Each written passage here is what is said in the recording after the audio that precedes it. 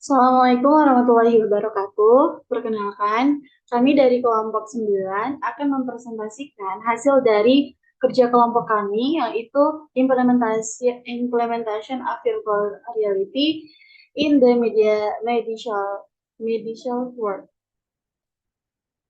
Eh, yang pertama yaitu ada nama anggota kelompok. Yang pertama itu ada Ibnu Arbianto dengan NIM 21 12 21 43. Yang kedua ada Zakazilan Hakko dengan NIM 21 12 21 46. Yang ketiga ada Abdi Maulana dengan NIM 21 12 21 60. Yang keempat ada Zazinda Yasmin Aneta Syabalini dengan NIM 21 12 21 62. Yang kelima ada Anissa Latifah dengan NIM 21 12 21 74. Yang keenam ada Inal dengan NIM 21 12 21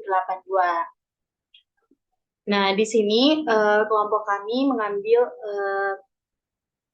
tema tentang kesehatan, medical world. Yang pertama akan dijelaskan oleh teman saya, dipersilakan. Baiklah, di sini saya akan menjelaskan tentang keterkaitan jaringan switching dan paket switching dengan virtual reality, khususnya di bidang kesehatan. Virtual reality bidang medis menggunakan jaringan switching dan paket switching untuk mentransfer data antar perangkat yang terlibat dalam simulasi atau terapi. Misalnya data gambar, suara, gerakan, dan sensasi dapat dikirim dari komputer ke headset virtual reality melalui switch dan router yang menggunakan paket switching. Jadi virtual reality ini menggunakan jaringan switching dan paket switching untuk mentransfer data yang digunakan dalam merealisasikan virtual reality tersebut. Mungkin hanya itu, kemudian materi selanjutnya akan dilanjutkan oleh teman saya.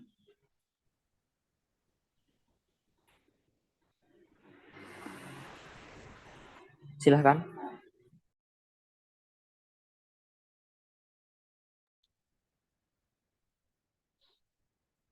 Oke, selanjutnya keterkaitan virtual reality terhadap dunia medis dalam penerapannya dalam teknologi BYOD atau Bring Your Own Device.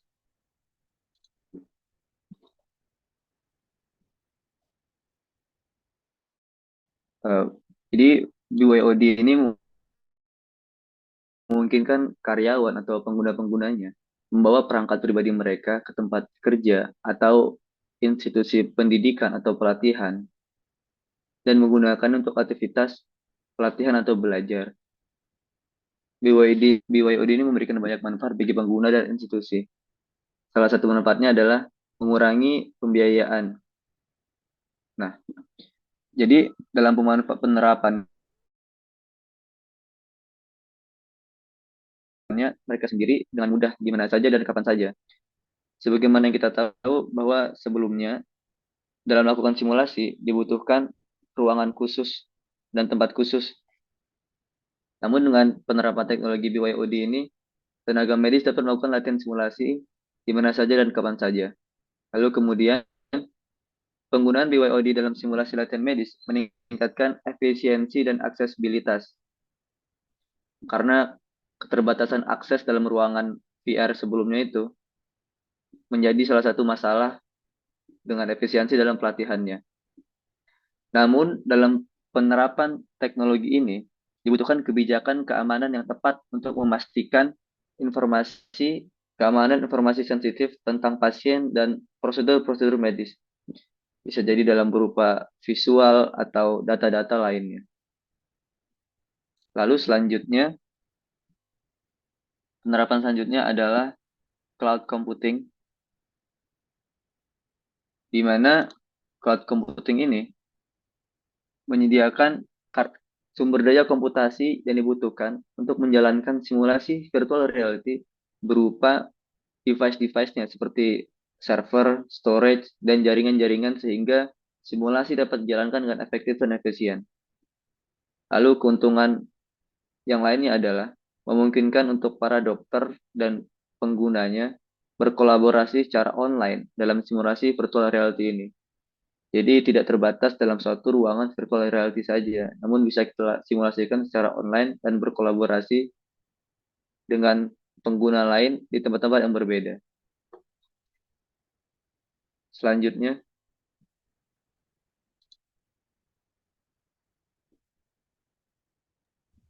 Untuk selanjutnya akan selanjutnya itu dibacakan ada teman data saya. center, yang dimana data center pada virtual reality di bidang medis ini berfungsi untuk menyimpan dan memproses data yang dihasilkan oleh perangkat virtual reality, seperti gambar, suara, gerakan, dan sensasi.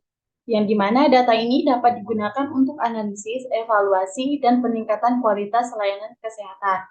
Kemudian ada poin yang kedua, yaitu ada data center pada virtual reality di bidang medis juga. Ini berfungsi untuk menyediakan konektivitas dan bandwidth yang tinggi untuk menghubungkan perangkat virtual reality dengan server, aplikasi, dan layanan cloud. Hal ini dapat meningkatkan kecepatan, keamanan, dan efisiensi transmisi data. Kemudian selanjutnya itu ada smart home yang akan dijelaskan oleh teman saya. Baik, di sini ada smart home yang dimana sistem ini terhubung ke jaringan internet dan dapat dikendalikan melalui aplikasi mobile atau smart speaker. Integrasi smart home dalam pelatihan medis menggunakan teknologi virtual reality dapat memberikan pengalaman belajar yang lebih baik dan nyaman bagi para pelatih medis dan mahasiswa kedokteran. Contoh penerapannya yaitu pertama, simulasi operasi di lingkungan yang aman dan kontrol suhu yang optimal. Dalam pelatihan bedah contohnya teknologi virtual reality memungkinkan mahasiswa kedokteran untuk mempraktekkan prosedur operasi tanpa merusak jaringan atau organ manusia. Dalam hal ini, smart home dapat digunakan untuk memastikan suhu operasi yang optimal dan mengontrol kelembapan udara yang diinginkan agar lingkungan simulasi menjadi lebih realistis. Yang kedua itu ada pelatihan menggunakan teknologi virtual reality juga dapat meningkatkan keamanan kontrol akses ke lingkungan simulasi. Dengan memasang sistem keamanan pintu cerdas yang terhubung ke smart home, pelatih medis dan mahasiswa kedokteran dapat memastikan bahwa hanya orang yang berwenang yang memiliki akses ke lingkungan simulasi. Sistem keamanan ini juga dapat memastikan bahwa lingkungan simulasi tetap terjaga dan tidak terganggu oleh faktor eksternal. Yang ketiga, dapat membantu dalam manajemen energi dan biaya. Sistem smart home dapat diprogram untuk mengatur suhu ruangan sesuai dengan jadwal harian dan mengurangi pengguna energi saat tidak ada orang di ruangan. Selanjutnya akan dijelaskan oleh teman saya. Nah, selanjutnya itu ada sensor dan aktuasi, yang dimana virtual reality dapat diterapkan dalam berbagai aspek kesehatan seperti terapi fisik, psikologi, dan edukasi kesehatan. Dalam hal ini, sensor dan aktuasi menjadi komponen penting dalam membuat pengalaman VR yang realistis dan efektif. Nah, yang pertama itu ada sensor, yang dimana sensor ini digunakan untuk mengukur berbagai jenis data pada pengguna seperti gerakan, suhu tubuh, dan denyut jantung. Kemudian data ini digunakan untuk memberikan umpan balik yang tepat pada pengguna dan membuat pengalaman VR yang lebih efektif, yang lebih interaktif. Contohnya pada terapi fisik, yang dimana pasien dapat menggunakan perangkat VR ini untuk melakukan gerakan tertentu dengan bantuan sensor untuk memastikan gerakan yang tepat. Selanjutnya itu ada aktuasi, yang dimana aktuasi ini digunakan untuk menciptakan sensasi fisik pada pengguna seperti getaran atau tekanan. Contohnya dalam penggunaan VR untuk terapi psikologis.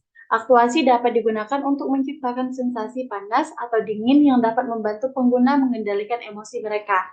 Kemudian dapat disimpulkan bahwa dalam rangka mengoptimalkan pemakaian VR dalam kesehatan, pengembangan sensor dan aktuasi yang lebih canggih dan terintegrasi secara lebih baik menjadi hal yang penting. Selanjutnya akan dijelaskan oleh teman saya.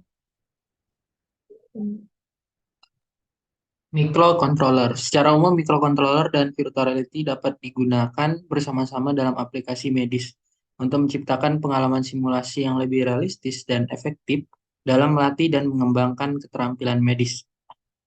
Microcontroller membantu menciptakan pengalaman simulasi yang lebih interaktif dan responsif, Selain itu, microcontroller dapat digunakan untuk mengintegrasikan sensor dan perangkat medis dengan menggunakan aplikasi VR di bidang kesehatan.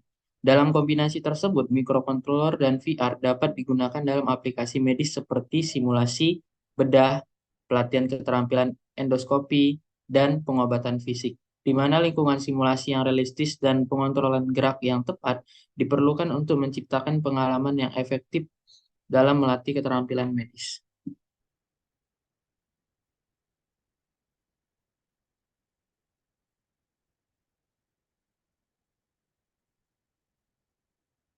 Kemudian ada wireless sensor network, yaitu merupakan virtual yang kombinasi virtual reality di bidang kesehatan juga memiliki ketertarikan yang penting. Jaringan sensor nirkabel merupakan teknologi yang memungkinkan berbagai jenis sensor untuk terhubung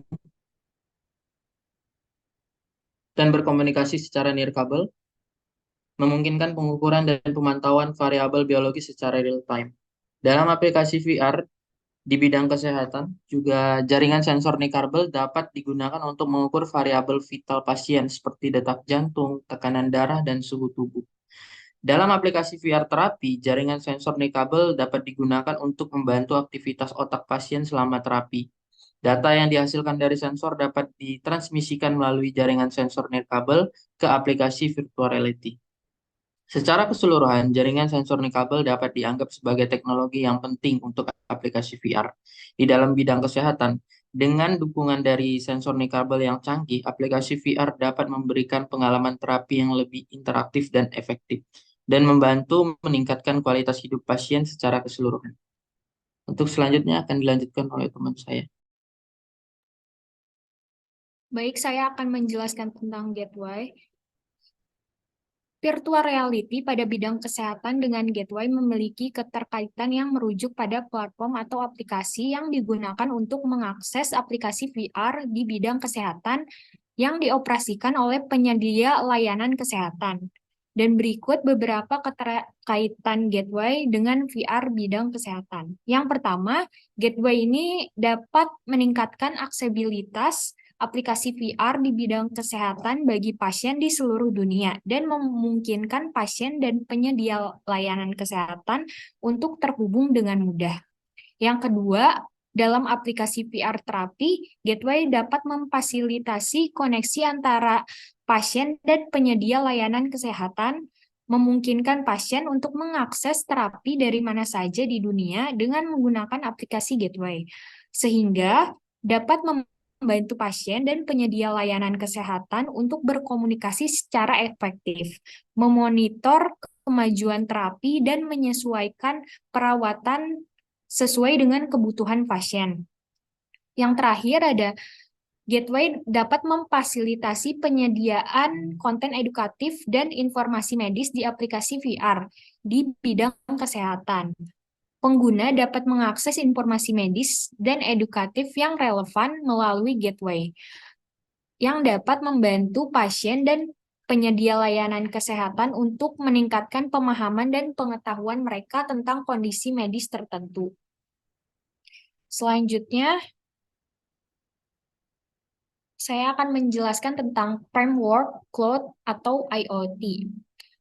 Framework cloud dapat digugakan untuk menghubungkan perangkat medis, sensor, dan perangkat IoT lainnya ke jaringan internet, memungkinkan pengumpulan data secara real-time dan pengambilan keputusan berdasarkan data yang akurat. Berikut beberapa keterkaitan framework cloud atau IoT dengan VR bidang kesehatan. Yang pertama, framework cloud dapat memfasilitasi pengumpulan dan analisis data pasien dan rekam medis secara real time.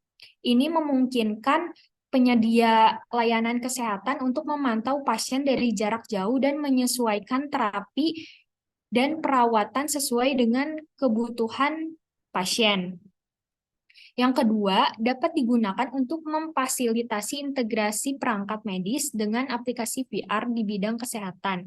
Misalnya, framework cloud dapat menghubungkan perangkat medis seperti monitor detak jantung ke aplikasi VR terapi, memungkinkan pasien untuk memonitor tingkat detak jantung mereka selama terapi.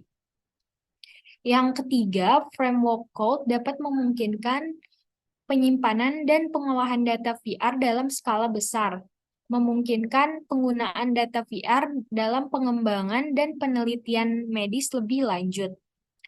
Yang terakhir, dengan menggunakan teknologi keamanan data yang canggih, framework code dapat membantu mencegah serangan cyber dan kebocoran data sehingga menjaga keamanan data privasi data pasien. Secara keseluruhan, framework code dapat dianggap sebagai infrastruktur penting untuk menjalankan aplikasi VR di bidang kesehatan yang kompleks dan penting.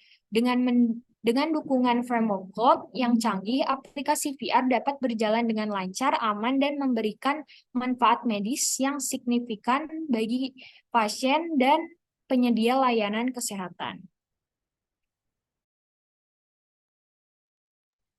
Oke, mungkin itu saja presentasi dari kelompok 9, yang mana jika terdapat kata-kata yang salah atau kekurangan materi atau materinya ada yang mungkin ada materinya yang kurang dimengerti, mohon maaf jika ada mohon maaf kekurangnya. Kami akhiri. Assalamualaikum warahmatullahi wabarakatuh.